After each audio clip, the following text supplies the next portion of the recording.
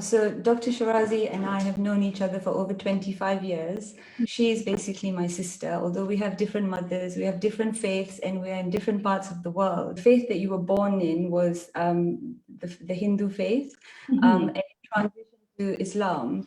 And we have never had this conversation. You know, I've always admired that journey that you did.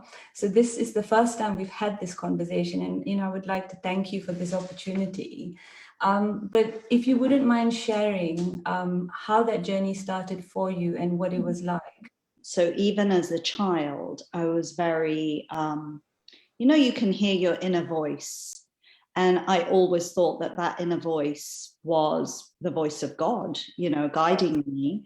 But I could always feel where you have those internal conversations with yourself. I hope I'm not coming across as someone that's a bit bizarre. At one point, I thought that voice might be Jesus. I'm working in Russell and Bromley shoe store in London. An individual that I worked with at one of the stores in Kensington, he was the absolute life and soul of the party. He was one of these really high energy, really cheerful, fun-loving people. And he was the assistant manager at the store. But I discovered later that he wasn't comfortable at that particular location. He experienced workplace bullying. And I understand that he had broken up with his girlfriend, and those events kind of took their toll on him. And so he took his own life. To experience someone taking their own life that you see from going from being really, really like the life and soul of the party, very, very,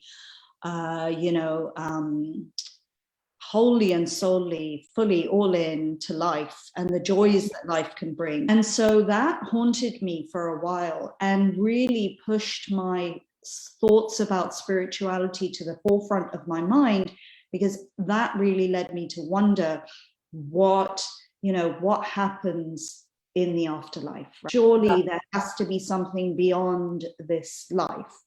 Yeah. And so I began exploring lots of different faiths. All faiths make sense to me. Okay. So it wasn't that I was, necessarily, I don't want to make disparaging remarks about any faith, because to me, we both realize they're all in the same direction. Absolutely. They're all rooted in the same cause, right? Correct. But I guess to me, when I read about Islam, I think I connected with it because having been raised in a predominantly, Judeo-Christian background in terms of education, I think that made sense to me, that it was sort of a final chapter in that journey of faith. It made sense to me overall. My parents sort of raised me to believe that it didn't matter what faith you were, as long as you were a good person. And that everyone that's a good person gets to go to heaven. So I had that as a backdrop as well. Right. So then you had this experience of this person taking their life, and the last person you would expect. And that caused you to really question literally everything. Yes. And then you explored different faiths and you resonated with Islam. And did you meet people who were of the Muslim faith that you could use that were sort of your mentors, or did you just do all the research yourself? No, I didn't. So I think then I began reading about faiths and, just was on this journey. And I would talk to people about their faiths, whether they were Buddhist, Hindu, Christian, Jewish, Muslim. So in the same shoe store, I had two co-workers, and they were Muslim. One was Shia and one was Sunni. Okay. And they would constantly argue about theology with each other. And they were friends, but they would argue about theology constantly, and it drove everyone in the store crazy. Because they were like, "Oh, is this ever going to end?" Yeah. And then people knew that I was reading about different faiths. And so these two individuals said to me, you know, how about if we give you books, you be the judge. You're a fair person and you've read enough about our faith to understand the intricacies of what the faith, the basics at least. Right. Would you consider judging? So everybody else in the store said, please. And actually, they said that while you are reading, we will not disturb you. We will not say anything to you. And, you know, we will stop bantering back and forth with each other. You know, right now you are like Professor Aisha Sherazi, but at that time you weren't Professor Aisha Sherazi, but it's almost like you were in this shoe store. So I guess one of the things that happened was that I started reading, and that took me on a journey, actually reading about Islamic history, right? And so reading about the Prophet Muhammad, peace be upon him, really brought Islam to life for me. And I asked myself rationally, the scientist part of me asked me, well, do I believe that this man was real? Do I believe that he genuinely existed? Do I believe that, you know, the facts speak for themselves? Yes, I did. And then, you know, spiritually, do I believe that, you know, this individual wholly believed in their message? Yes. And then finally, you know, do I believe that message to be true? And how long did that process take from the time that you were doing this arbitration in the shoe store to, and by the way, what, 6 months, 12 months? Yeah, not very long at all, because, you know, I had already been through that contemplation process. So it took me a while to even just take that concrete step. Because well, I was going to say, what is that concrete step? So you feel this inner stirring, and then you kind of align with a faith, and you then become a believer. Yes. What is that concrete step? Do you sit your parents down and say, hey, I've made this decision? Like, what is the step? No, so my parents were sort of in the backdrop of that journey, because I would ask them questions about things. We would talk about things. And I, you know, especially my father, I had a very strong relationship with my father. We talked about everything. Right. And we were very, very, very close. But this was not, I think, you know, the thought of disappointing him bore very heavily on my heart. But I sort of made a promise to God, and I said to God that, you know, if this is good for me, then help me, guide me, and you know, save my parents from the pain, and make me strong enough in this faith that, you know, when I'm ready to talk to them about it, I'm strong enough within myself. So the step was that, you know, out of the blue, and this tends to happen, I've discussed this with people who have changed faith, where out of the blue, someone will either say something to you that just was like, that was exactly what I needed to hear. It's divine intervention. And so he just called me. He had been to Pakistan, gotten married and settled, but they were back visiting. And he just called me and said, I don't know why, but I thought of you the other day and thought, you know, I would call you and see how you're doing. And I said, that's so interesting that you would call me at this time. Yes. I thought I'll share with you that, you know, I'm really interested in formally becoming a Muslim. If you're really interested in this, I'll arrange it all. And he did. Okay. And so I went to the Regent's Park Mosque in central London. And you go through a process where you take your shahada, and it's basically that you bear witness that there is only one God, and that, you know, Prophet Muhammad, peace be upon him, is his messenger. And you know, it's very, very simple and spiritual. So did you do this having discussed it with your parents, or did you do this? You did it on your own? Wow, that's huge. Yeah, which was huge for me, because I was very close. I am very close to them, not was very close to parents. I am very close to my parents. And so, you know, that was hard for me, but I kind of wanted to take this step because I think it was the first really big adult decision I'd ever really made. Yeah. And so I didn't necessarily want that to be, I just needed, this was between me and God. And so I really genuinely actually really felt that, you know, when I pass, I don't think anyone else is, I'm not going to be worrying about anybody else. I'm going to be worrying about me.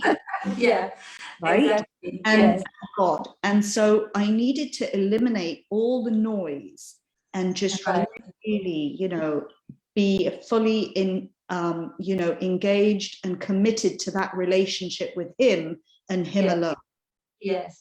I mean, it resonates on so many levels, right? Because we're talking about a faith transition, but whatever transition it is that you're dealing with, that is exactly the process, is you have to eliminate the noise and you have to go within to work out who you are. And then you want to align with that person so that you feel that you're aligned to who you are. And then you just act. And, I just love the way you describe it. It is actually irrelevant what everyone else thinks, even though they're people who are actually close to you. Yeah, so I lived that way for quite a while. I would say about 3 months. Okay. And then it was Ramadan. It was my first Ramadan, and I was practicing Islam, so I was wearing a hijab. I was doing everything, and it was like, my parents ran a store, so I would walk in from the public front door. But it was like they knew that I was going through changes. Like that was obvious. So you'd walk in with your hijab, or would you take your hijab off when you came to the store? I would walk in with it. Okay, that's like a sign, right? Yeah, but they just never had asked you. No. That's quite cool, really. Yeah, and I had asked God to, help me reveal this when I was ready. But it's not like you were hiding it. I think that's such a beautiful story, because I thought you were going to say, because a lot of people transition, whatever the transition is, but they're living it inside of themselves, right? But they don't display to the world, but you weren't hiding. It's just that you hadn't sat down and had that conversation. My parents are two of the most amazing, amazing people. I thank Allah every day for giving me such amazing, amazing parents. There were very few lines drawn in the sand for this is no, right? Yes. So they were very sensible people, and they realized. So the final crunch came one day where I had been fasting, and then I came home and I had not had, lunch break was not iftar time. And so I had not eaten properly. And I came in, and my dad said to me, and it was very bizarre because, again, divine intervention. He looked at me and said to me, and I'm somebody who, would still go and sit in my dad's lap at that age. Like I was really, really very close to my dad. And my dad said, you look very tired today. Didn't you eat properly? And then he said to me, and then out of the blue, he said to me, were you fasting? Right. Are you Muslim? Wow. It was just that clear. Wow. And so I said to him, what if I am? And he said, well, what do you mean, what if I am? I mean, what we're born as, we die as, and so on. And so what hurt him was not the decision. So afterwards, running through everything, what hurt him was not the decision. What hurt him was the lack of consultation, because we had always shared everything. I said, my father's upset with me because he's finally found out, he's asked me about this, and I told him. And then I was crying, and one of the ladies said to me, you need to stop. And the Prophet Muhammad, peace be upon him, went through all of these trials. Their families, they took on all of this burden, and people were terrible to them. Was that, I didn't do this with any other intention in my heart other than, that closeness with Allah. And I knew that Allah would, be with me. Yes. And so we went through that process. It was the following weekend I came home, and my dad was very upset and went through this whole Bollywood style Indian movie talk that we had. You're not my daughter anymore. I think you should go your separate ways. And if Right. anybody asks me, I will tell them that I have 2 children and all of this. And it was, Wow. we were You all, have the full dose. yeah, we were all crying. The whole family was crying.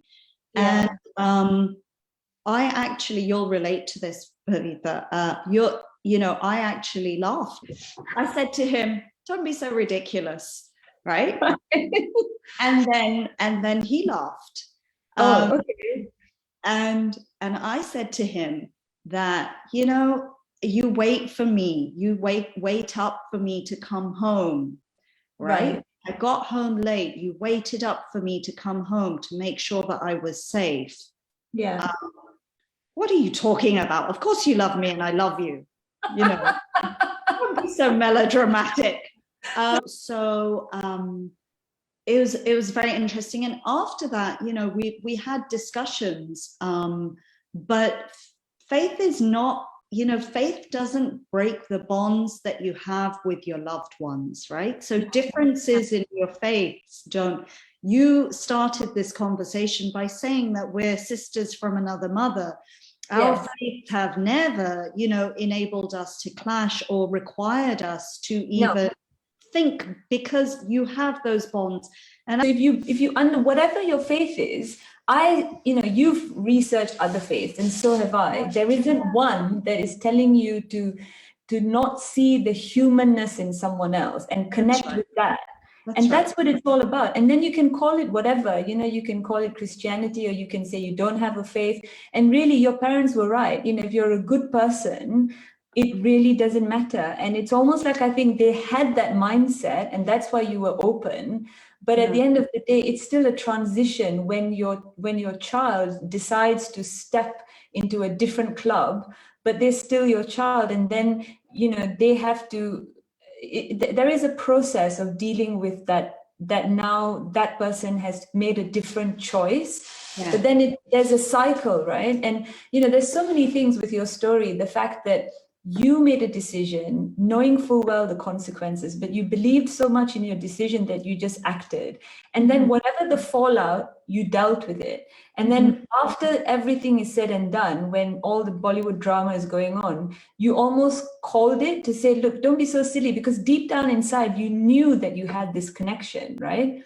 I knew I had the connection, but I also knew that, neither that bond that I had didn't take away from what bond I had with God.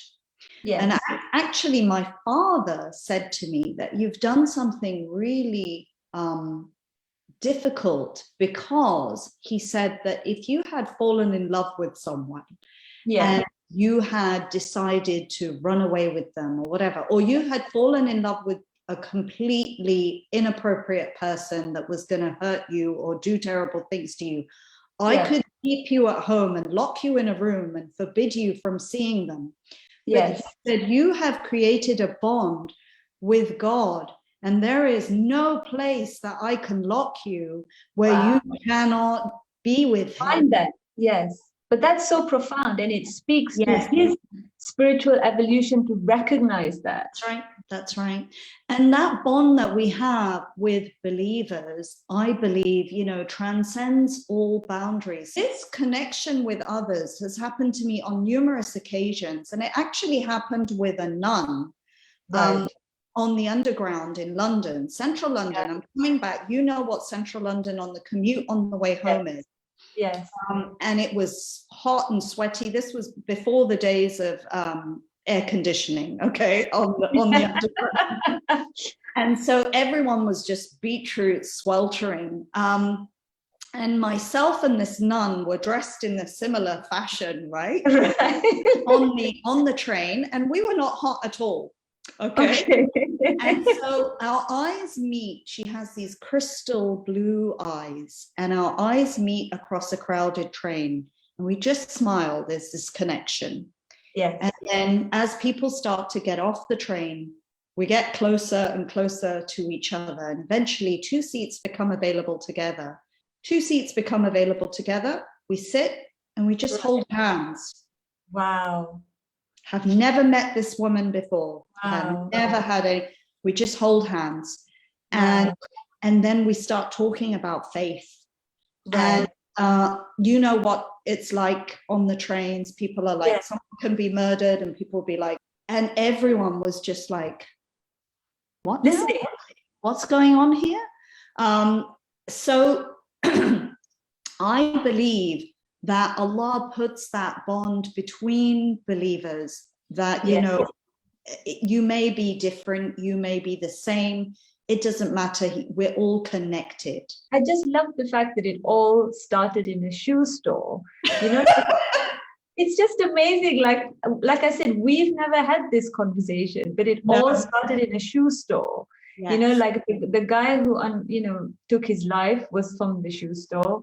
The Shia and Sunni, you know, it's just amazing, right? How divine orchestration. That's what I'm saying to you, that those life experiences, if you do not experience life, yes, then it's not going to find you in a cave. So on that note, let's fast forward now. So then you left England, it's 20 years on, you got your PhD, you got married, you had 2 children, working in a school, and you're now a principal of that school. I know you're also a counselor, you're also an artist, you're also a poet. Like there's a few things you do. You work with the police, you work with an interfaith kind of hat on. I mean, I can't keep up with all the things that you do.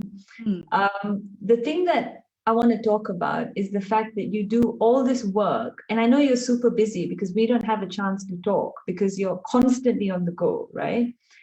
I want to talk about the fact that you do all of this on a volunteer basis.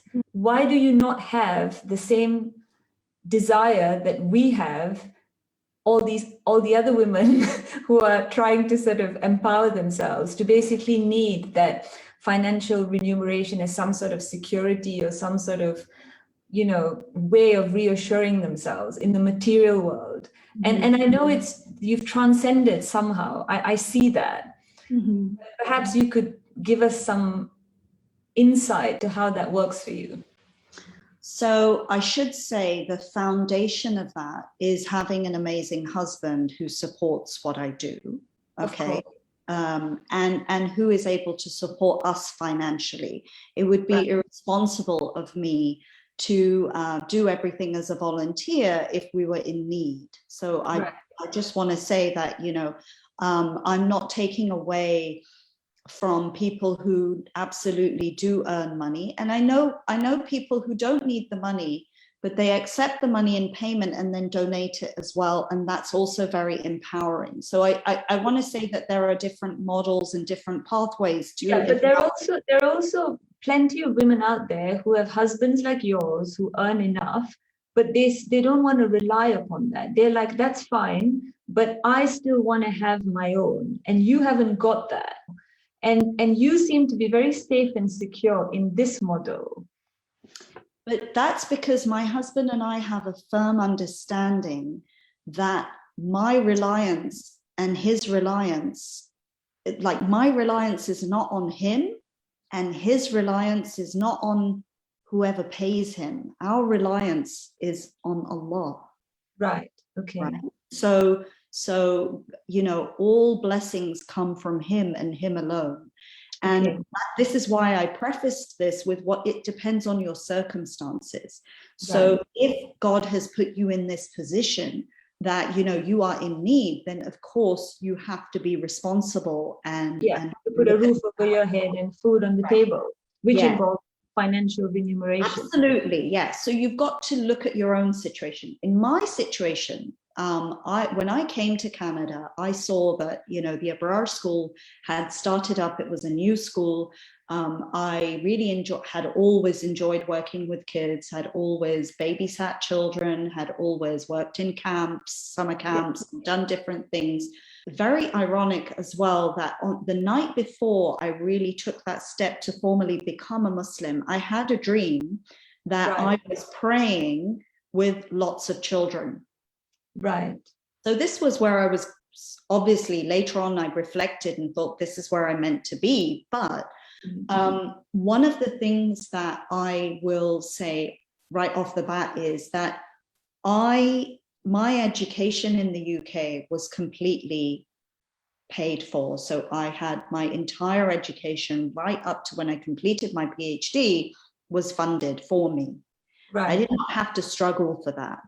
Okay. And so one thing is that I inherently feel that giving back is really important, right? Right. What you get, you give back. Very, very, Right. it's very crucial, whatever your faith might be. My goal is not, I feel like I could earn it here and enjoy it here.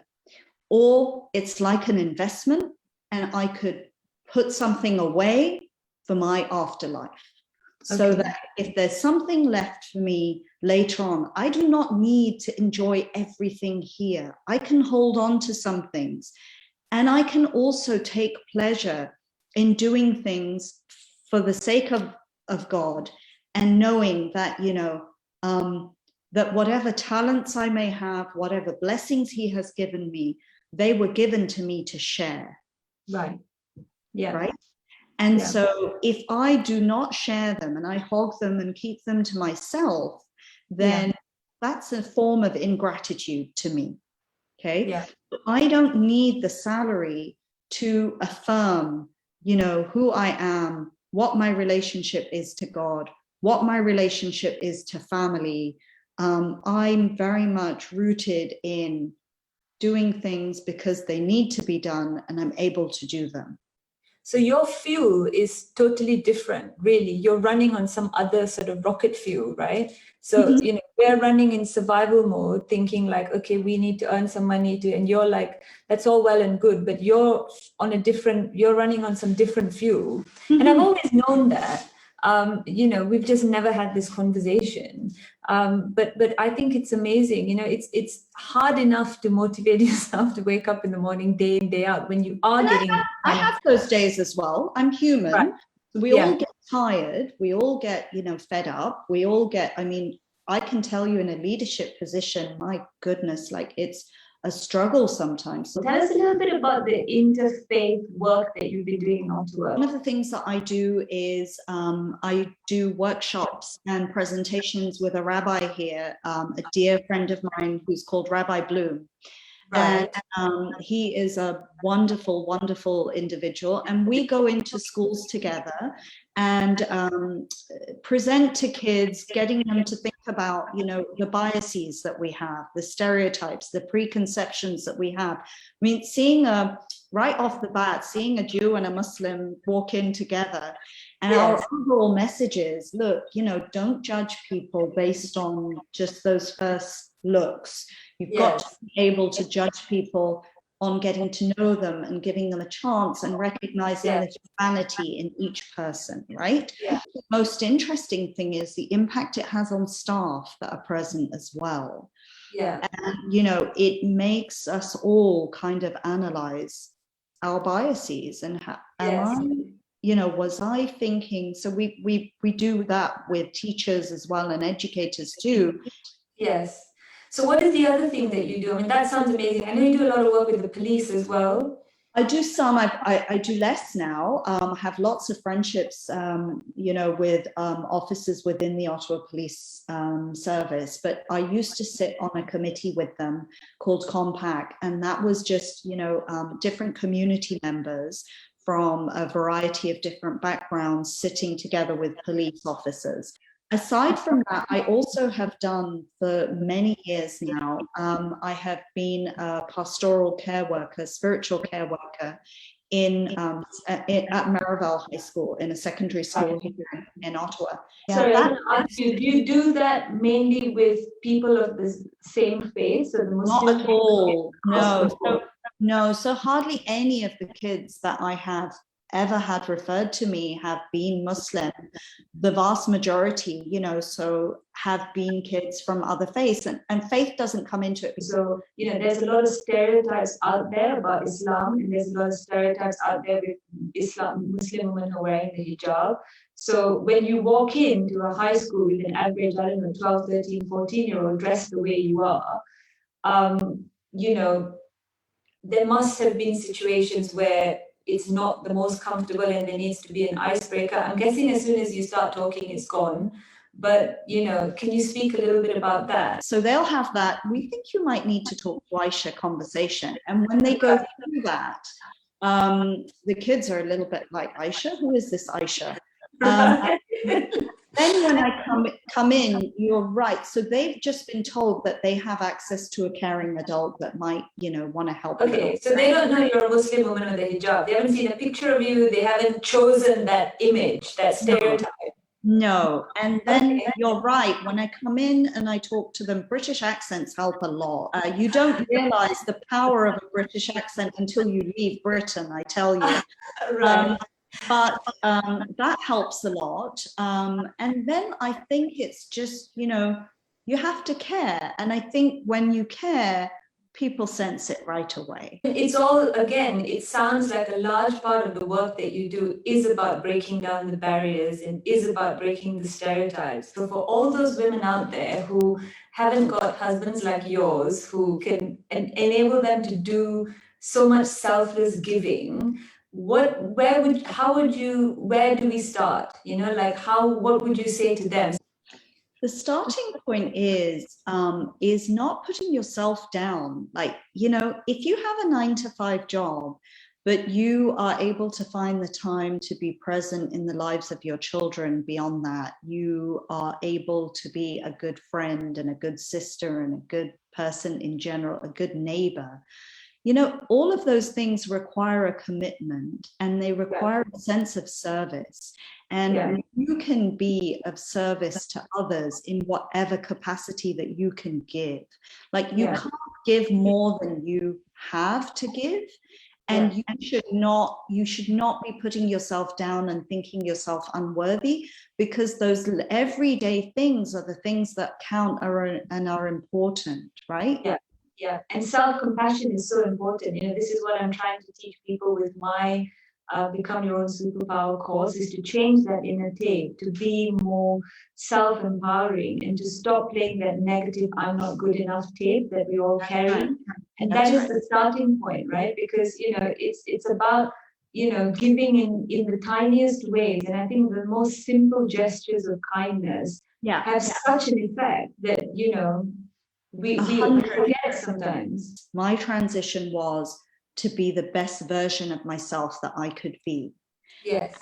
And I think that's what I would like to say is, don't aspire to be like others. Aspire to be the best version of yourself that you can be. Yeah, and then that's so unique, right? Because there's no one else out there like you. So you're not then doing a copy, you're creating something authentic, which is so much more powerful. Yes, and that's what you can offer the world. Yeah. Being the best version of yourself. And sometimes the negative voices cloud and we fall down. So then you have to pick yourself up. Yes, you have to have the tools to pick yourself up, because the best of us do have our bad days. Because, having hung out and met many spiritually enlightened people, yourself included, we realize that everyone has those days and that's okay. But then we have to have the tools to pick ourselves back up again and don't get stuck in that, that low. But when you hit the low, you need to be kind and compassionate to yourself and say that that's okay. This is part of the process. This is part of life. No one is running on, rocket fuel every single day and every single moment. I think, my take-home message to people watching would be to recognize that, you just keep going at it and eventually you get there. And some days you're not the best version of yourself, but the best version of yourself tells you that you can be better.